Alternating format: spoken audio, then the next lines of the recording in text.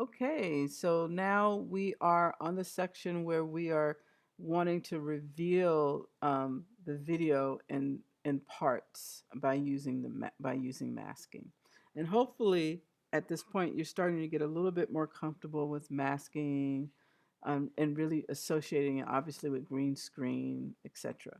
So again, I'm going to show you sort of what it is that we're going to do, and then we'll do it. And I'll open this at fit so you can see it this way.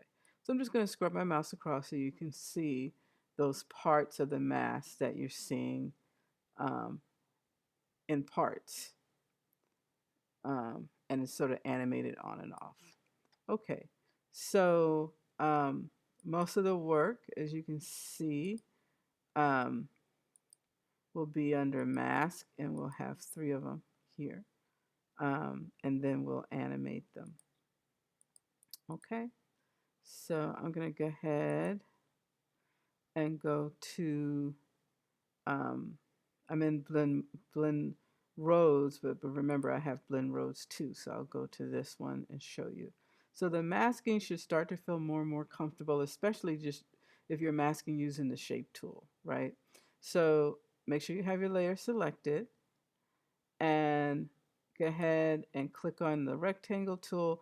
Now I'm going to reduce the size of this just so that I can see the whole a little bit better. So I'm going to go to 50%, and I'm just going to, with my rectangle tool, so you know that you're not going to color, it's not going to be like a shape because the shape information is not up here. The color and the lines and the shade versus the fill versus the line is not here because you're getting ready to do a mask, and you also know that because you selected the layer that you're going to mask on first. And so I'm just going to click and drag, right? And I put my first one. You see that the mask layer, the mask folder came in and put in the mask one. And so while selecting mask one, I'm going to go ahead and click on duplicate. Now you can click on duplicate multiple ways. You can come up to edit and hit duplicate, or you can use a shortcut. So I'm going to hit duplicate. So that means I have one right on top of the other. And I can change the coloring by just clicking on the box there. I'm going to change this one to like a blue. And I'm going to get onto my selection tool. And I'm just going to click on this line here so that I can see the mask move. And now I'm going to go back up to 1, and I'm going to hit duplicate again. And I'm just going to bring this in order. There we go. I'm going to click on that color box again. And I'm going to do like a red. And again, I'm going to move. So notice how I go to the edge, to the line here, and then move it, because you can see how my mouse looks different in here versus out versus that edge. Okay. So I've clicked on them and changed the color. I'll change the first color because that one is so pale. All right. So now with that, now I'm going to get ready to do the animating in these. So I'm going to, and keep in mind, I like to lock my stuff. It's not really important at this point. Definitely this car down here should have been locked. Um,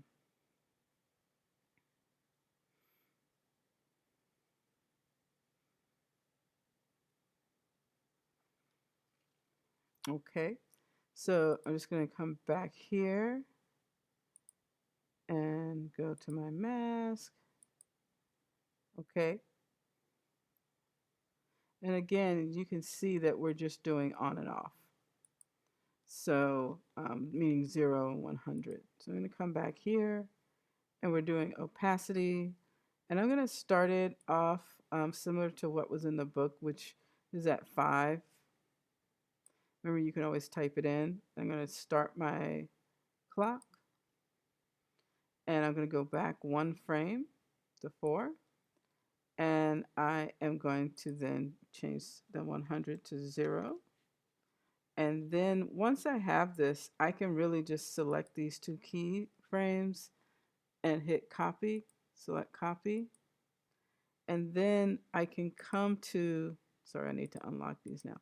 I can come to the mask 2. I can move my playhead to 15, 14. I'll actually start it at 14. And then I'm just going to hit paste.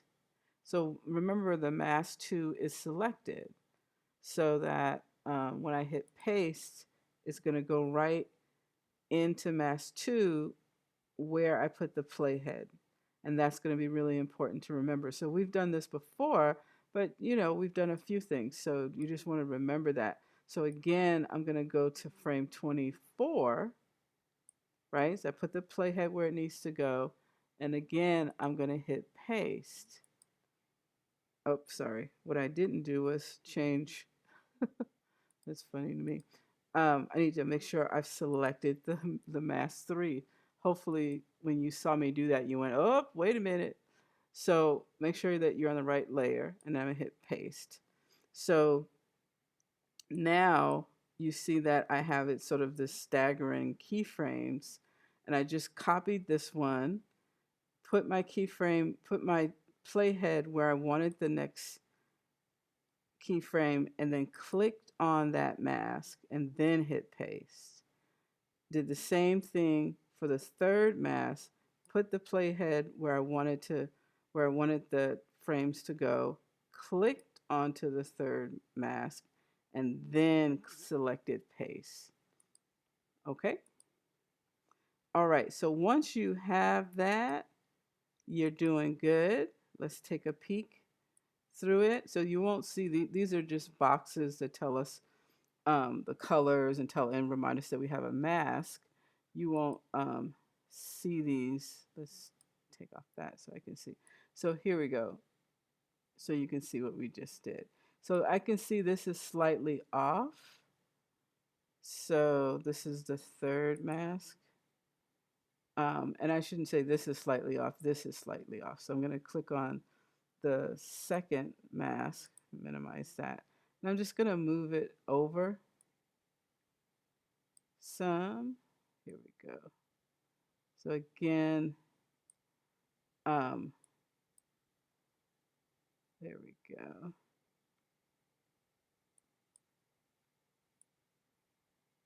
And just slightly move it over a little bit. Okay.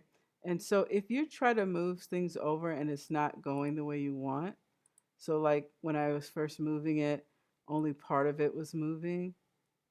So I'm going to undo that.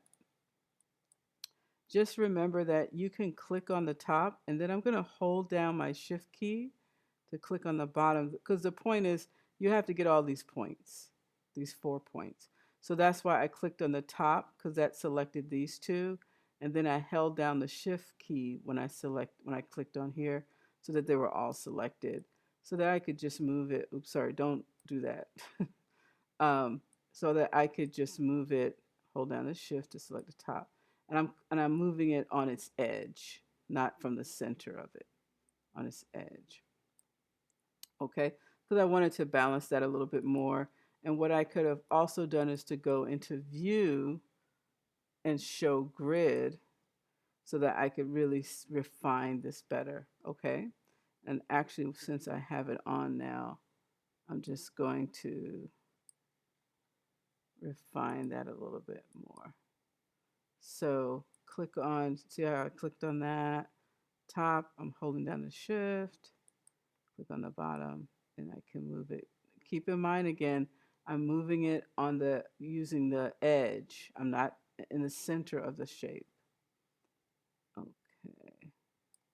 Okay, and then if I want to get rid of my grid so I can see it, I can see it, and I can scrub across it again so you can see what I have. Okay, see you in the next one.